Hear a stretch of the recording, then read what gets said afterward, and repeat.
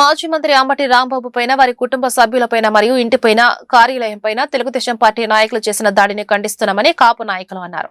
అంబటి రాంబాబు కుటుంబ సభ్యులను పరామర్శించేందుకు వైసీపీ మాజీ మంత్రి అమర్నాథ్ ఆధ్వర్యంలో ఉమ్మడి విశాఖ జిల్లా నుండి 350 కార్లలో 1000 మంది పైగా కాపు నాయకులు రావడం జరిగింది. అంబటి రాంబాబు కుటుంబ సభ్యులను కలిసి జరిగిన సంఘటన గురించి వారు తెలుసుకుని వారికి వైఎస్ఆర్ కాంగ్రెస్ పార్టీ అండగా ఉంటుందని, ఎలాంటి భయపడాల్సిన అవసరం లేదని ధైర్యాన్ని నింపారు.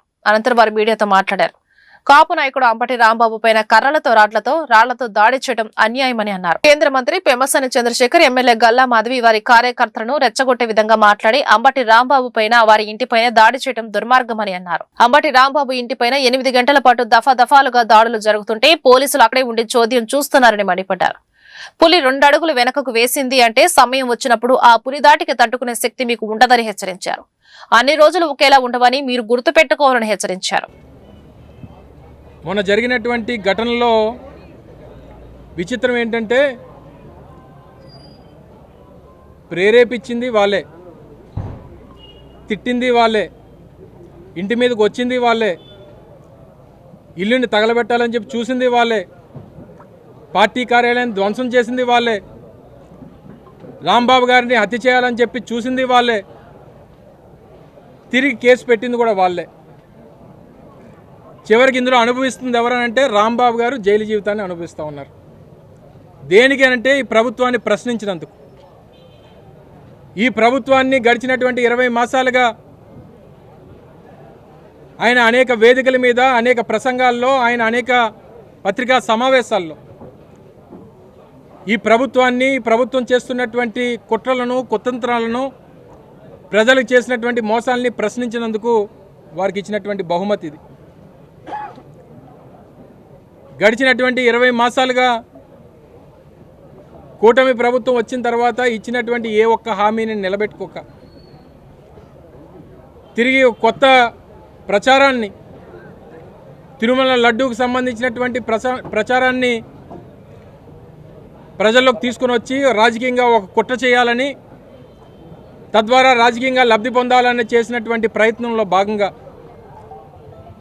ప్రతి ఒక్కరికి కర్మ అనేటువంటిది ఉంటుంది. ఆ కర్మ అనేటువంటిది రుచి చూపించినప్పుడు మనం చేసినటువంటి పాపాలన్నీ కూడా బయటపడతాయి. అందులో భాగంగానే వారు చేసినటువంటి తప్పుడు ప్రచారం, ఇందులో జంతువుల కొవ్వు కలిసిందని, పంది కొవ్వు కలిసిందని, గొడ్డు కొవ్వు కలిసిందని, ఫిష్ ఆయిల్ కలిసిందని చెప్పి లేనిపోయినటువంటి తప్పుడు ప్రచారాన్ని చేసి తీరా జరిగినటువంటి ఎంక్వైరీలో ఎక్కడా కూడా అటువంటి విషయాలు లేవని చెప్పి అన్ని కమిటీలు రిపోర్ట్ ఇచ్చిన తర్వాత ఎక్కడ ప్రజల నుంచి స్పందన వస్తుంది, మన మీద తిరుగుబాటు వస్తుంది అన్నటువంటి ఉద్దేశంతో ఒక ప్రచారాన్ని తీసుకొని వచ్చారు. జగన్మోహన్ రెడ్డి గారి మీద, వైఎస్ఆర్ కాంగ్రెస్ పార్టీ మీద లేనిపోయినటువంటి ప్రచారాలు చేసి, అందు మీద ఫ్లెక్సీలు వేసి, రాష్ట్రంలో అన్ని ప్రధాన కూడళ్లలో కూడా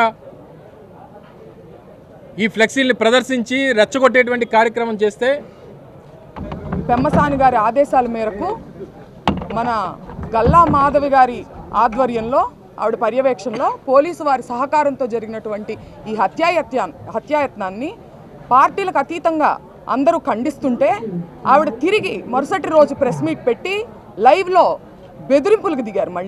నేను మళ్ళీ వస్తాను, మీ ఇంటికి పరామర్శకి వచ్చే వాళ్ళు ఆస్తులు అమ్ముకోవాలి అని ఆవిడ లైవ్లో కూర్చుని మా కుటుంబ సభ్యుల్ని ఆవిడ హెచ్చరిస్తున్నారు. దీన్ని ఎలా చూడాలో నాకు అర్థం కావట్లా. ఒక పక్కనేమో నేను సారీ అడగడానికే వచ్చానని చెప్తున్నారు, ఒక పక్కనేమో పరామర్శ అనే పదాన్ని ఉపయోగిస్తున్నారు. అంటే సారీ అడగడానికి వస్తే పరామర్శ ఎందుకు ఉంటుందండి? అంటే మీరు ఇండైరెక్ట్గా మళ్ళీ దాడి చేస్తాను అని చెప్పి మీరు హెచ్చరిస్తున్నారు మమ్మల్ని. మీరేమనుకుంటున్నారు?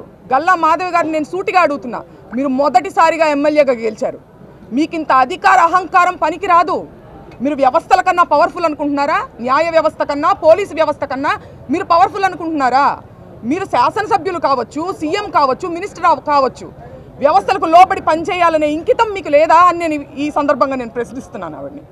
అలాగే పెమ్మసాని గారు, ఆయన చాలా చదువుకొని దేశ విదేశాలు తిరిగి ఆయన తిరిగి రాజకీయాల్లోకి వస్తున్నారు అంటే నిజంగా పార్టీలకు అతీతంగా ఒక ఎడ్యుకేటెడ్ పర్సన్గా ఆయన ఏదో ఇక్కడ ఉన్నటువంటి బురద రాజకీయాల్ని ప్రక్షాళన చేస్తారని నేను అనుకుంటే, జనం కూడా అనుకుంటే ఆయన ఇక్కడ ఉన్నటువంటి దురద రాజకీయాలను ఇంకా భ్రష్టు పట్టించే విధంగా ఆయన ఆలోచన విధానం ఉండడం చాలా దురదృష్టంగా నేను భావిస్తున్నాను.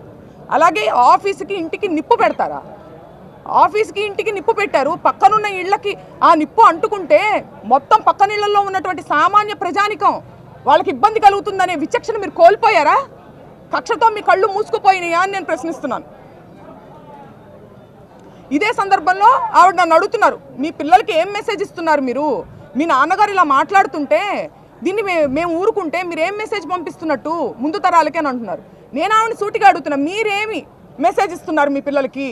న్యాయాన్ని మీ చేతిలోకి తీసుకోమని మీరు మెసేజ్ ఇస్తున్నారా? వ్యవస్థల్ని కంట్రోల్ చేయమని మీరు మెసేజ్ ఇస్తున్నారా? అవతలి వారు తప్పు చేస్తే అంతకు మించిన తప్పు మీరు చేయండి అని మీ పిల్లలకి మీరు మెసేజ్ ఇస్తున్నారా? నేను ఇవ్వట్లేదు.